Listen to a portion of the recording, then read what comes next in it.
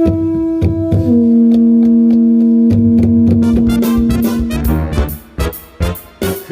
to you live from a little grass shack in the middle of the Pacific Ocean. It's the Junior Kekuewa Jr. Show, starring Junior Kekuewa Jr. Always a damn production. Join Junior along with the Wayne Borje Band as he makes any kind from over here. All right, let's go. And now, ladies and gentlemen, Junior Kekuewa Jr. As always, how you always? Oh, boy. Good morning, good evening. Good morning, good evening, good afternoon. Whenever you're listening to the podcast, I'm Junior Kekuewa Jr. Welcome to the podcast that answers the age-old question, if get, no more, eh? Yeah, that's local logic. That's what we call local logic in Hawaii. Like, if get, no more, eh? My dad used to tell me that. He used to go like, hey, if get, no more, eh? And I was like, well, that does make sense. See, if you have something, you have something. If you don't have, you don't have, right? If get, no more. Okay, that's how they talk in Hawaii. All right. So, but first, we're going to talk about so this is like the second half to the last podcast.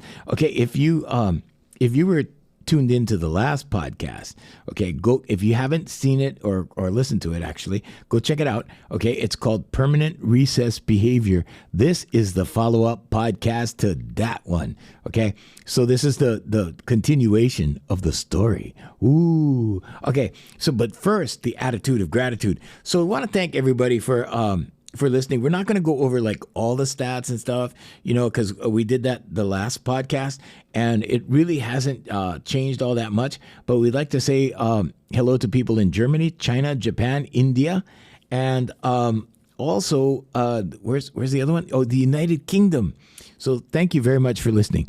We see your stats, and the amazing thing about this compared to radio is with podcasting, you can see everything in real time. So we can see how many people tuned in. We can see, where they tune in from and the cities. It's amazing. Like, we can see the cities that they tune in from. So thank you so much. And please recommend the podcast to your friends and get it out there. This is a law of attraction podcast. So we tell you how to manifest things, but more so it's like mindset.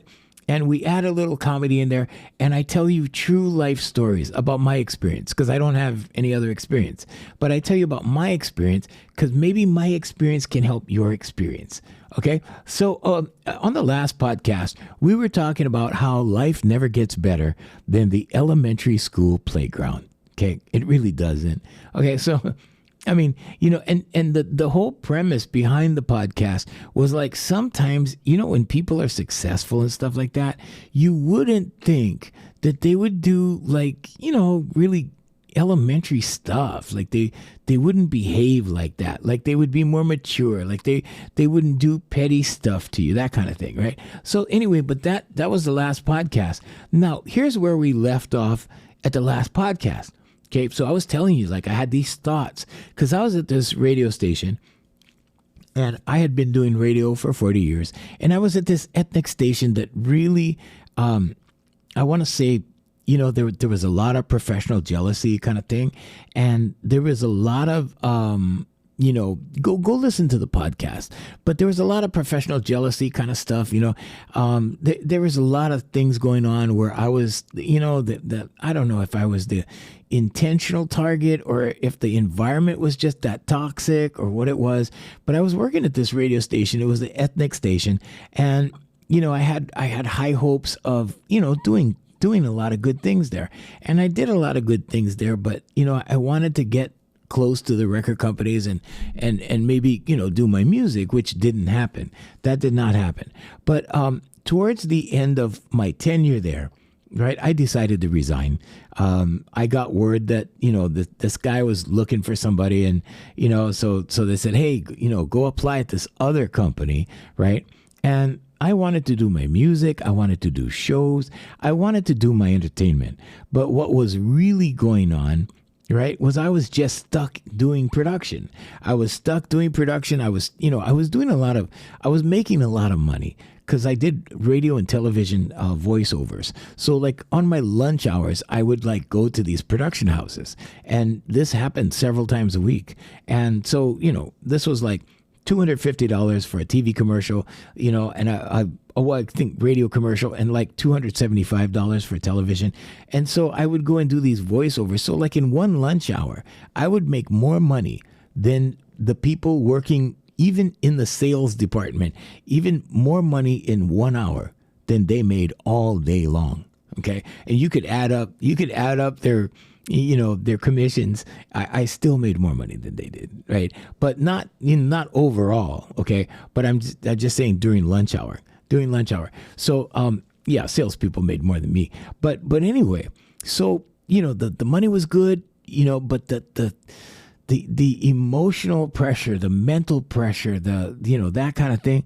And there was a lot of discrimination, mostly because I didn't fit in, because I owned two businesses. Okay, so I had a production company, and I used to teach voice. Well, I still do, but I was teaching voice at the time on the weekends. So I had Voice Master Singing School, and I had a production company. It's called Imua Productions. So, anyway, I had those two things. And you know what happens when you own businesses, or you have other things going, and you're not dependent on the people that pay you. Okay. For example, what they did was, when I first got hired by these guys, they had what they called a 90-day probationary period where they pay you minimum wage, and then your salary kicks in 90 days. You know why they do that? Because your bills run up so high in 90 days, right? You need these guys moving forward. That's why they do that. So if anybody ever tells you that they're giving you a probationary period, like, okay, yeah, they're putting you into debt so that you don't leave the company. Anyway, I had two businesses, so that didn't apply to me. So I'm like, okay, whatever, and play the game. So anyway, but that happened.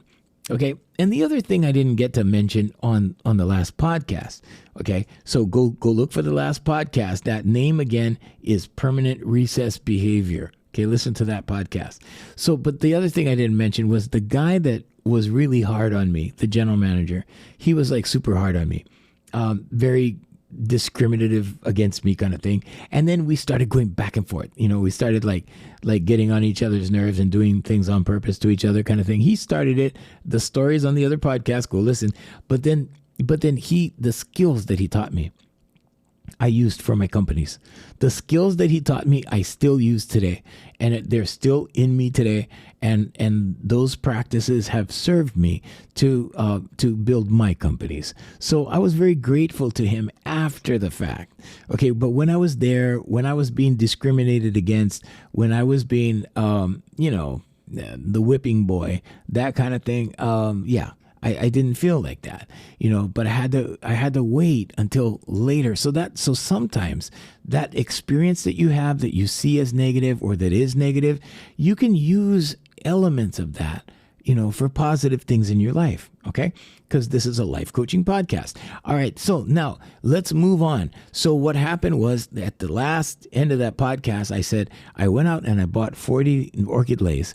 And I gave lays to everybody in the office. Okay, the staff, the on-air people, like everybody got a lay from me, because I wanted to leave in a good way, and I didn't want to leave with hard feelings or anything. And when you forgive people, okay, get this, write this down. When you forgive people, you're doing it for you, okay, because it releases you from all the crap. Okay, so I released myself from everything. I gave everybody a lay. And it was with good intentions, and anyway, so everybody got a lay from me, and then I left. I resigned, right? I walked out, and the whole battle, the whole struggle for me at the time was like, okay, am I going to do that? Am I going to like wipe out all their commercials and set the dates to, expire at midnight and, whatever. And I would never have been hired by any other radio station again if I did that. The radio community is very small here. And it's, basically word gets around like that when you do something like that. At that point, I didn't care. I had my companies, and I was like, no, let's just end it this way, But it was the devil and the angel on the shoulder, right? And the angel was going, no, don't look for the positive side. And the angel was saying, look, you always wanted to do your music. Why don't you focus on your music? And now you have the time, because they had laid me off. They had cut down my hours, cut it down. I was standing in the unemployment line. And that was a lesson. That was a great lesson. That was a really great lesson in my life, because I was like, whoa, lucky this is radio. Nobody knows what I look like, right? Because if it was television, like it would have been so ashamed to stand in the unemployment line, right? Okay, anyway, but all of these things were involved, okay? And then I left, okay? So I went to this other thing. And, in 1994, when I first went to that radio station, okay, my mother won right after I got to the radio station, not too long, just a few months after I got there. My mother won the mayoral election on the island of Kauai. So my mom was the mayor of Kauai. And the general manager always introduced people to me like that. Oh, Junior's mom is the mayor of Kauai, and everybody's like, oh, and I'm like, oh, please don't do that. And I didn't do that. I didn't walk around going, hey, guess what? My mom's the mayor of Kauai. No, that was her career. That's her. Okay. I had mine. I do me. She does her. And I love my mom. And she's 90 years old now. And she just made 90 this year. 2025, she made 90. I love my mom. I can't get enough of my mom. She is an amazing person. Okay. But that's her. And that's her life, and that's her career, right? And I have mine. So anyway, I leave on a good note. I give lays, everything, after taking it for all those years. Really, it was an ordeal. It was like boot camp. And I often refer to that job as boot camp, because and you know what? I never did production after that. I quit. That's how bad it was. I never had I told myself, I am never doing this again, right? And I do that a lot in my life. I experience one thing and I'm like, okay, been there, done that, gone, done, and I move on, and that happens sometimes with relationships, sometimes with jobs, sometimes with things, whatever, right? So anyway, so that happened. So now I applied with this guy. Well, I didn't really apply. I talked to him and he said, yeah, I'll give you this job. So I had this job lined up, and I left. I left that radio station for this other radio station group. And I got there in 1999, and I had been there a few months. Now, let's go back and remember, okay, from the other podcast, I was sitting on the table, and I made the choice. I made the choice to take the high road. I was like, no, I'm not going to screw these guys. I'm going to we'll just do this the right way. And I chose that. Okay. So now it's 1999. I have just resigned from the other station, from the ethnic station. Okay. And now I'm going into this new station. And this is the biggest station group in Hawaii. Okay. Now I'm working with the best in the business. I mean, everybody in the radio station, like the main players, the morning and afternoon drive people, these are the best radio personalities that money can buy in Hawaii. Okay, and I'm in awe. I am in awe. The talk radio guy, I'm not going to mention names or whatever, but this talk radio guy, he's on talk radio. He is still the king of talk radio in Hawaii. And I'm like, whoa, this guy's a Rush Limbaugh of Hawaii. Right. And then you walk down the hall and then there's this other guy. Well, there were these two guys. Right. And one of them's retired now. But there was these two guys and they were like legends in broadcasting. And one of them still is. He's still on the radio. And so, and I walk down the hall further, and then there's these other guys, and it just keeps going like that, right? And then it went down to this guy I know, and he was a number two in popularity in Hawaii. Okay, now this is all of Hawaii. Okay, now this guy is the man, okay? And I had worked with him like for many jobs, and he hired me for a lot of rent to own jobs. So, and he got me the most jobs in my life, in my adult life. Like he always, I don't know for what reason, I don't know, because he wasn't interested in being my friend. He was, I can describe him as being a casual acquaintance just based upon how everything ended. I mean, and it wasn't like it was bad. It was just like I just got let down. I guess I thought more of him than there was, or whatever. And I just was let down at the very end. I was like, oh man. Like it's almost like, when that happens, it's like, wow, this didn't mean very much, Like it meant more to me in my head than it actually meant in real life, kind of thing. That kind of feeling. Anyway, and so anyway, but I guess he looked at me as being amusing or something or whatever. And so I get to that station group. Now I'm doing weekends on another station. Okay, he's on this Hot 93.9 station, which is basically hip hop, right? And he's doing that. I'm on this. So that station that was ethnic that I left, okay, they had a reggae station. This was a reggae station. Okay, if you really want to know the name of the station, I can tell you it's Island 98.5. Okay, so I was on that station doing weekends. Okay, now go down the road like, I don't know, 7-8 months, something like that, right? And this guy, I see this guy in the hallway. He goes, hey, my partner, I'm not going to mention his name because they're still working on the radio. He goes, hey, my partner, so-and-so. He goes, so-and-so, he's out with diverticulitis. Yeah, it's a big, diverticulitis. He's out with diverticulitis, and he has to stay out for a week and whatever. And, and I felt bad for him. I'm like, oh, okay. So I said, can I bring my guitar? He goes, because he was offering me to sit in. He goes, you want to sit in for him? And I'm like, oh, sure. Because this is the second most popular radio show in Hawaii, right? And I'm like, yeah, of course I want to sit in. And then, so I asked him, I said, can I bring my guitar? And he goes, yeah. And so, and I thought, well, I bring my guitar, I'll play. But nobody does that. Nobody did that at the time. Nobody played guitar and sang on the radio. Okay, so I thought, well, that would be over the top. So let's try it, right? I'm all about over the top.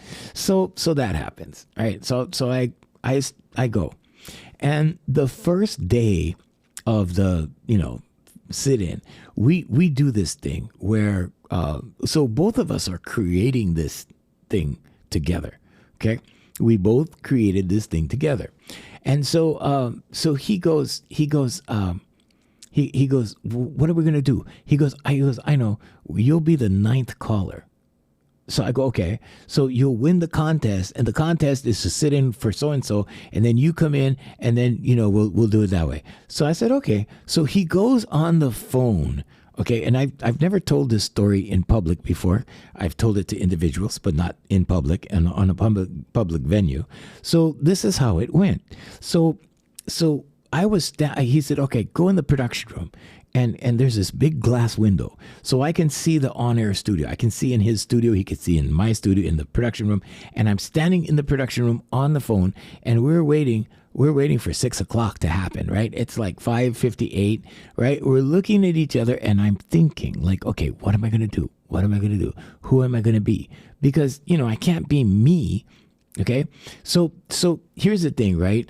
I was a different guy on another station. Junior Kekuewa Jr. is a trade name. Okay. All right. Just so you know, I've never said that in public, and I've never done that as well. Okay. So you're gonna hear a lot of secrets on this podcast. All right. So anyway, so it's a trade name. Okay. I'm not gonna tell you what my real name is. If you want to do it, you can find it. You can search it. All you got to do is go to the DCCA and search it. Okay. But anyway, all right. So there's that. All right. So now. Right, we're looking at each other through the glass. It's 6 o'clock, and the sounder goes off. Right, KI, Honolulu, whatever. And then he breaks into the phone call, And he goes on the phone, whatever, we have the ninth caller, so he's going to win the contest. Hello there. And I come on, and I go, in my mind, I was like, I got to do a voice that I can do, at any time. Now, this is a character. Okay. I'm a voice actor. Okay, that's one of the things I do. Okay, I'm a teacher, I'm a voice actor, I'm a consultant, and it goes on and on. But anyway, and I have ADHD, and that's why I'm all those things. Okay, so anyway, there you go, Hawaiians, there you go. So anyway, so he says, the ninth caller, whatever, and I got to do a voice. I can do it anytime. So I go, hello. I do that voice, right? Kind of gravelly kind of thing. And he goes, who is this? And I just happened to blurt out, Junior? And he goes, Junior. I go, yeah. And he goes, what's your last name? And I'm like, what do I do? Like, what do I do? And so I'm thinking, like, I want to make this guy, I want to represent, Hawaiian. Right? I want this guy to be Hawaiian, a Hawaiian character, because I'm going to speak in pidgin English, because they don't do that on this station, because it's hip hop and everybody's supposed to be hip, right? And I'm going to contrast this thing, right? So I had all these ideas while standing in the production room waiting for this phone call to take place, right? So I pulled out this name from the back of my head, Kekuewa. Okay, now it's a Hawaiian name, and it's an uncommon name, but I found out years later how this happened. Okay, maybe I should tell you that part first. So I ran into this comedian. He goes, James Grant Benton, this Hawaiian comedian, had a character called Junior Kekuewa on their album back in the 70s, and I guess it stuck in my head. All right, so that's the background. So now I'm looking at him, right, and he goes, and I go, Junior. And he goes, Junior, what? What's your last name? And I go, Kekuewa. Just like that. It just popped out like that, right? And he goes, Junior Kekuewa. And I go, yeah. He goes, Junior. And I go, yeah. He goes, Junior Kekuewa Jr. I go, yeah, my father's Junior Kekuewa Sr. And that was the moment, and that's exactly verbatim how Junior Kekuewa Jr. was born. The character, okay? My character. Yeah. So the reason why I'm still Junior Kekuewa Jr. and not my real name, and not, like we didn't change it back, is because Junior is now an international brand. Okay. I got like 150,000 some odd whatever people on TikTok. I got people on social media all over the world. Okay. So Junior has become a brand. That trade name has become a brand in commerce. Okay. So I am a living brand. Like that. At home, they call me something else. I can't even tell you. Like, I had girlfriends that called me all kinds of names. But anyway, okay. So we're gonna get back to this, right? So that happens, right? And so it's Junior Kekuewa Jr. So we hang up, and he plays music for about like 10 minutes. Okay, like for as long as it would take for me to get from the station to where I was to the station. Oh, he asked me where I was from. This is the other part. So he asked me like where am I calling from, and everybody over here, right? Like there's a strong representation from the West Side. Everyone's like West Side, West Side, and so I thought, I don't want to say I'm from the West Side. And I had friends. I have a lot of friends on the West Side. The people on the West Side hired me for like so much, like they supported me. If it wasn't for people on the West Side, I would not have been as successful as I was. But I didn't want to go West Side, so I said Papa Kolea. And Papa Kolea to me had a really nice ring to it. I always liked that name. And so, and that place name. And so I said Papa Kolea. Anyway, years later, the Papa Kolea boys, the real tough guys from that area, I just saw one yesterday at the park when I was doing my walk. But, they would thank me, and they would go, wow, bro, nobody ever mentioned our place. Thank you. Thank you for representing Papa Kolea. And I was like, yeah, no worries. So anyway, but that, okay, so all of that happens, right?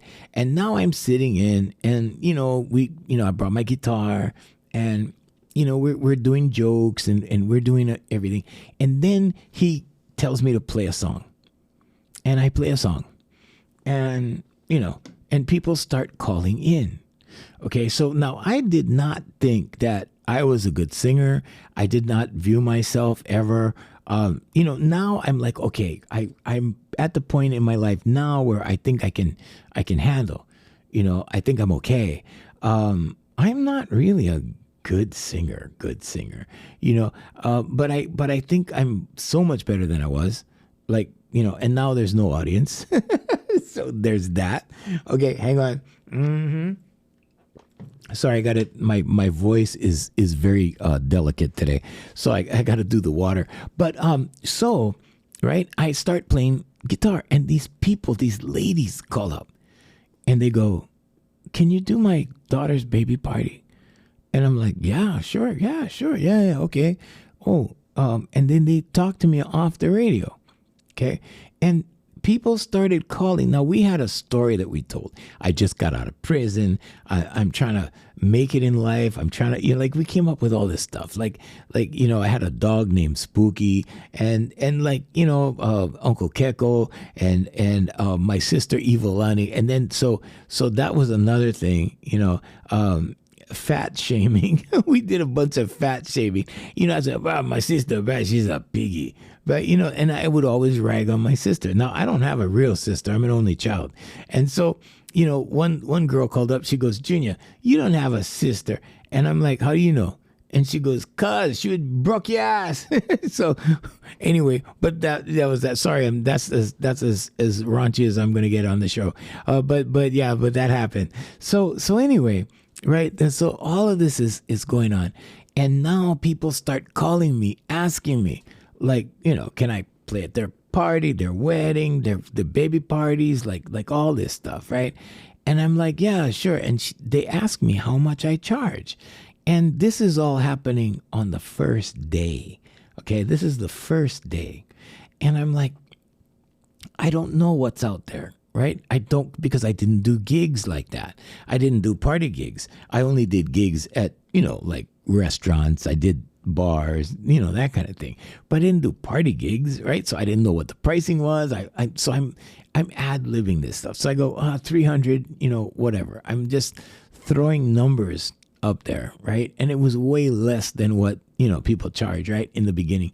And so anyway, and I had a Nissan Maxima. I had to go out and buy a sound system. And that was the beginning of the Junior Kekuewa Junior Roadshow, our wedding and party business. Now, if you guys want to see it, it's on Facebook. So all you have to do is go search for the Junior Kekuewa Junior Roadshow, and you'll see it. We closed in 2019. We closed. Okay. But go ahead and search it, and you'll see all the parties that we did. You'll see everything we did. All the work I did is online. Okay. And mostly, we put it online. We put everything online, not really for publicity, but it's so that other people can look at it and go, "Yeah, I can do that too." It's there so that you can, so that if I can, you can. Okay. Cause I'm nothing special. Okay. If I can, you can. Anybody can. I was sleeping on a sidewalk in 1980. Okay. So if I can, you can.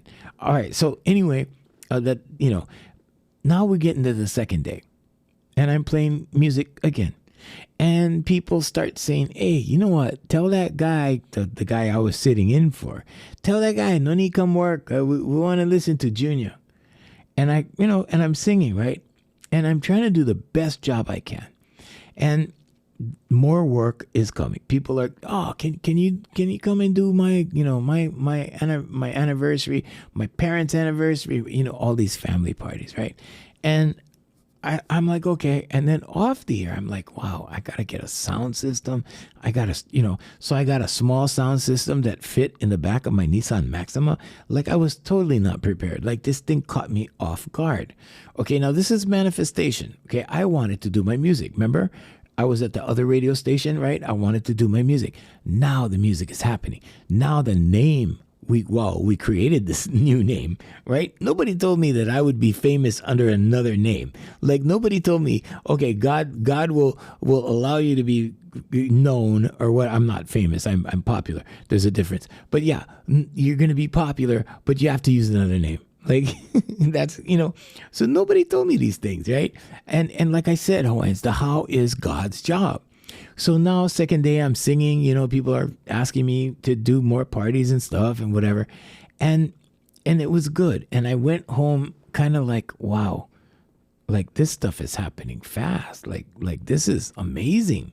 Like I didn't know, if I sat in, like all of this would happen because, I didn't know the radio show was that powerful or that popular, but they were. Yeah, they really were. So anyway, right? The third day, this is Wednesday, okay? On that Wednesday, I remember, so I'm tuning in because I'm thanking God from Monday, like Monday and Tuesday's experience, like I'm thanking God. I'm like, thank you, Father God. And I'm like, hoping that this goes somewhere, right? Because I'm tuning in and, I did my studies in 2007, so I had not done all this gratitude work. I had not done all the stuff that I'm teaching now. I had not done that yet. This was 1999. Okay, so anyway, on Wednesday, I come back. We're telling jokes, and we're constructing more of the story. Okay, so Junior lives in a house with 17 people, and Uncle Keko and Ma Kekuewa, and like we're inventing these characters. My dog Spooky, my sister Ivalani. Like we're going through all this to construct the visual in our heads, in me and this guy, the lead guy, in our heads, so that we can reiterate this stuff. And the audience is following along because they're listening to us, and they're listening to us create, right? They don't know we're creating. They think we're telling them facts, right? We're creating. So we did that. And so, I wasn't just responsible for Junior Kekuewa Jr. It was me and this guy. We were both, because we both created this thing, right? He doesn't get any royalties, but he should have gotten royalties off everything I'm doing. But anyway, so something happened in the middle of the show, and like maybe 2 hours in. So the show starts at 6, okay, and by 8 o'clock, I think it was earlier than that. I was doing the 7 o'clock hour. It was during the 7 o'clock hour, I was singing a song, and it was he would have me do like a couple of songs. So I would do short versions of the song because it's radio. It's radio, and you can't take up too long a time. People just tune out, right? They whatever. So I did a short segment of a song. And then we were talking and joking, and then like this thing came over me. This feeling came over me, this intuitive thought. And I swear, if there was ever a feeling that I got from God, it was right there in the 7 o'clock hour of the third day of sitting in on this radio show. And the feeling was, if I could translate the feeling into words, because that's exactly how I felt. The feeling was, dude, you better sing for your life. This is it. The doors are opening. And that's exactly what I felt. Just those words in that order, just like that. And that's how I felt. So I started singing for my life, like my life depended on it. And which meant that I used all the energy I had in my body, like everything. I put it into what I was doing, and I, put it into my songs, whatever, like all of that. And from that day on, I did 1,000%, like the max I could do, the most I could do. Okay. And this is what I advise you young people to do. Okay. Just do as much as you can. Put as much of yourself in whatever you're doing, into what you're doing, and let God do the rest. Because God is real. God is very real. Okay? I don't care if you say Father God, Jesus Christ, whatever you say, but God is very real. And you need to tap into that because God lives in you. Okay? And that God force in me, that energy in me that is, a co-creator with God, that started performing. And the rest, as they say, is history. Okay? But here's the lesson, right? So the lesson was, if I would have screwed the previous radio station, right, this never would have happened. This was my reward. Okay? Because why? Because I was manifesting this thing. So this is a law of attraction podcast, right? Okay. Start taking notes. Here we go. Okay, so my intention was, because I was, just grounded in making radio and television commercials all the time. I wanted to do my music, right? I wanted to perform. I wanted to do all this stuff. Okay. And so, I didn't get to do it. I was frustrated. So what was I intending? My music. I was like, please God, let me do my music. I was praying to God every day at the old station, at the old radio station. And I was like, God, please let me do my music. Please. I was praying like every day. Please God, let me talk to the radio, to the record people. Let me talk to these people, whatever. I want to be discovered. And that's how I thought about it. I'm like, I want to be discovered, that kind of thing. And my uncle told me years and years and years and years ago, and I have it on another podcast. He told me a long time ago when I was 17. He told me, you can do your career one of two ways. He said, you can work hard all your life and it will pay off for you. Or you can go sign with these guys that want to sign you for a contract right now. And you can go sign with them and you can end up owing them money for the rest of your life and paying it off. Which one you want to do? He goes, you think about that. Don't tell me the answer. Just think about it. And so I thought about it. But inside, when you're 17 years old, you go, work hard all your life. Like what? Like this is going to take so long, right? It did take long. It took over 30 years. Okay, I started in radio when I was 17. I hit when I was 40. Okay? 40. You're talking about doing $5 an hour, like $5 an hour jobs. Okay. Like you're talking about going to a radio station and doing 4 hours, making $5 an hour. Okay. That's $20. That's $20. Okay. And then doing that weekend shift. That's $40 a weekend. Okay. Now you're doing other things, right? I was doing rent to own. I was doing other jobs. I was doing security guard. I was doing all that stuff. Okay. But not making very much money at all until I started my companies. Then that was a little bit different. Okay. And I had started that already. I had 2 companies already. Okay. But, just the kind of dedication, the kind of perseverance that's required when you're making $5 an hour and your eye is on the prize. Your eye is still on the dream. You still have the dream going. You know how hard it is to keep the dream going when you're making $5 an hour? You know how hard it is, like in between paychecks, when you only have 1 can of Vienna sausage and ice water in the refrigerator? I can't even tell you. I went to sleep hungry so many nights. And with the money I did make, I was buying instruments. I was investing in instruments. I have a whole bunch of collector guitars and stuff that have followed me all these years, but what I'm saying is that's where my money went. I was investing in the future because I thought, okay, one day I'm going to have these good guitars and then we're going to do a show. I'm going to have them on the show or whatever. And it did materialize. It did. But it was a long road because I didn't just go for entertainment. I thought, well, to get to the entertainment part, I can do the radio first, then I'll get to know everybody. And then, people will like me and they'll see my talent and right? Wrong. Wrong. Okay. No, I encountered jealousy. I encountered discrimination. Okay, guys that I met in radio hated my guts. They didn't like me. Okay, they didn't they saw my talent. Okay, I don't know if they recognized my talent for talent or craziness, but they saw it. Okay, they saw it. It created problems because after that, after they saw it, I started getting hate like all over the place.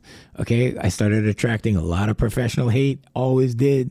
And really, it wasn't like a disappointment. It wasn't like I went home going, oh, they don't like me.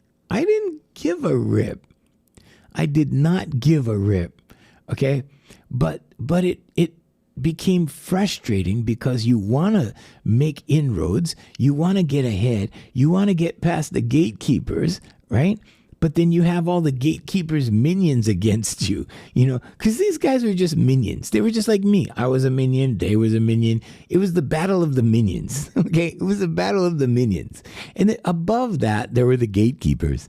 Okay, and the gatekeepers, they were too busy. They didn't care. Okay, but based upon what they heard from the other minions, they were like, okay, pass. we won't produce them. That kind of thing. Right? I mean, all that kind of stuff happened. So it was not predictable. What I thought and what actually happened in life were two different things. Okay? But here's your big fat but, Hawaiians. But God is real. God is very real. Okay? Let's put it another way. Your intentions are real. Your subconscious is real.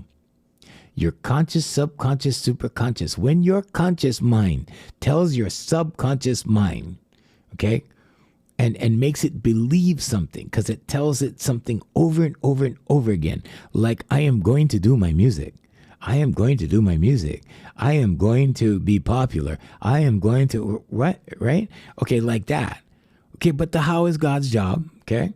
Let's keep that in mind, okay? So, every time I thought, okay, this is going to lead to that. This is going to lead to, nothing led to it. But here I was on the third day. And I'm singing for my life because I get that feeling. I get that intuitive thought. Okay. And I'm like, this is happening. This is real. This time it's for real. This time it's really going down. Like this time it's really happening, right? So I start singing for my life. I start performing. Like I started performing instead of just going through the motions. Like I started putting out energy. And that's what's required, Hawaiians. It's that energy that helps you attract whatever it is you need to attract. Okay, so do 100,000, whatever, 100%, 1,000%, whatever you call it, 5,000%, more energy than you've ever done before when you get into a situation like that, like where you need to rely on performance, when you need to, you could be in a corporation and you want to be a CEO, okay. Well, if you have to get up in front of the, board or whatever when you apply, get up there. But put all your energy in. Put your whole heart into it, like everything. And that's what I did. I put my whole heart into it, and I sang like my life depended on it. And actually, it did. Okay, because after that 1 week, I started working with. So that guy came back, and I started working with these people, and pretty soon I was in a situation where, there were people trying to push me out. And so I, because I had two companies by that time, I took money out of the bank and I did the weirdest thing. Okay. So I started my position. It wasn't really a position because I wasn't hired. Okay. I was doing volunteer work basically. Okay. But this thing that I was doing that was working, okay, started becoming threatened. I was threatened with extinction. Put it that way. They were going. There were these people. I'm not going to name names or anything. It's all done. It's in the past. But these people were trying to push me out and put an end to this. Okay, so I'm like, okay, got it, understood, right? So I went to the bank because I had a singing school, I had a production company. I went to the bank and I took out money. And I went to, so part of the money, I walked across the street from my office. I had an office, a physical office in Kalihi for 24 years. And so I walked across the street to Office Depot and I bought a Microsoft Picture It program. I used Microsoft in those days and I had a PC. And it took me 45 minutes to learn what I can only describe as the most primitive, most out there, most flamboyant, weird posters I've ever seen. And those are my posters because that's the only thing I knew how to do, right? So I did the best I could, but I made it over the top. And they were color posters. But the amazing thing that happened because of that was that the whole industry, everybody that put up posters started changing to color posters because I put up color posters, right? I had color posters because I could afford it, right? I had another company. So I was using the money from the singing school and from the production company. And I went to the bank and I paid this guy. I had to pay for the printing. Okay. And these were color posters. They were expensive. And so I paid for the printing, and I don't know, it cost me a couple grand or whatever it was. And I printed up like a couple thousand of them or 1,000, something like that. And I gave it to this guy and I made a deal with this guy because, okay, so yeah, you got to have something for leverage. You got to have something to play with. You got to have something. Okay. I had two companies. I had a little bit of money to invest in whatever. And so, but the thing I did was I had a radio show. Okay, so I said, okay, I'll take your artist and I'll put your artist. This guy was a promoter, and I said, I'll put your artist on my radio show and I'll interview them on the weekends, because I was given the green light by my boss. Like, okay, you can do what you want. So I cut a deal with this guy. So I'm like, okay. So he would send his artist to me. I would interview them on the weekends. Okay, and he in turn. Okay, this was the deal. I paid for the printing of the posters, but I gave him the posters. He would just go, we used to call him Mr. Poster Putter Upper. Okay. And he would go throughout the whole island. He had relationships with all of these small stores, and he would put my posters up outside these liquor stores. Okay. And so they were all over the island in a matter of days. Okay, and these guys that were trying to push me out of the radio station had no knowledge. Okay, but here's what happened. It started showing up. My posters started showing up all over the island at all these stores. And I didn't have a show, right? I didn't have a show. It was just advertising me on the radio. That's it. And I grabbed a bunch of sponsors. I grabbed a bunch of people. I said, hey, you want to be a sponsor? And they go, oh, what do I have to pay? I said, nothing. I said, I just want to put your logo on my poster. That's all I want. Because I was creating a win-win-win here. Okay. But I had to look larger than life. Okay. So kids, remember this. This is marketing. Okay. This is marketing. So I got a bunch of volunteers from these companies, right? And I said, no, it's not going to cost you anything. I just want you in on a collaboration. And they're like, what's the collaboration? And I'm like, not really, nothing really. But just, we're going to use your logo. I'm going to advertise you. Oh, free advertising island wide? I'm like, yeah. They go, oh, yeah, we're down, right? You see? And I put all that out there. Okay.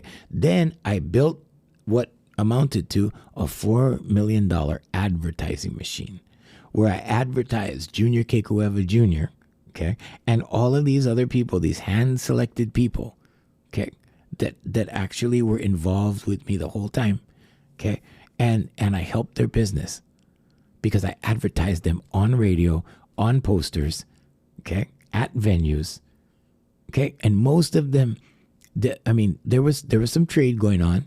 There was some trade, sometimes I would charge people whatever, like small kind, minimum kind. Okay, I didn't worry about the money. I had money. I didn't worry about the money. But I helped them. And that help see, this is what I tell you guys all the time, right? When you help somebody else, okay, God helps you. Like no matter what, okay? You want to solve something, you want to solve a problem, okay? Help somebody. And then watch help come to you. Okay, so I just took these guys at random and I just promoted their businesses, right? Did all of that, and the rest, as they say, is history. We affected things on various levels. Okay, so people started putting up color posters. We changed that industry. Okay, we changed the advertising industry. As far as marketing, we helped a lot of local companies, and they helped us back. Okay, they helped us back, but not with money, with services. So we kind of traded out like that. And some of them, we sold, and some of them we made money with. But that's what happened. And this was all the result of me making the right decision at the last radio station. You see, God is real, Hawaiians. Yep, God is real. Okay, hey, we'd like to thank our companies, the Voice Master family of service companies. Look us up. Yep, we're online. Check it out, voicemasterenterprises.com. We'd like to say check out Darren Chinen's music at afmhawaiimusic.com. All right, till next time. Hey, remember, make good decisions, okay? Put your best foot forward. You can do what I do and more. Okay, I'm Junior. Aloha.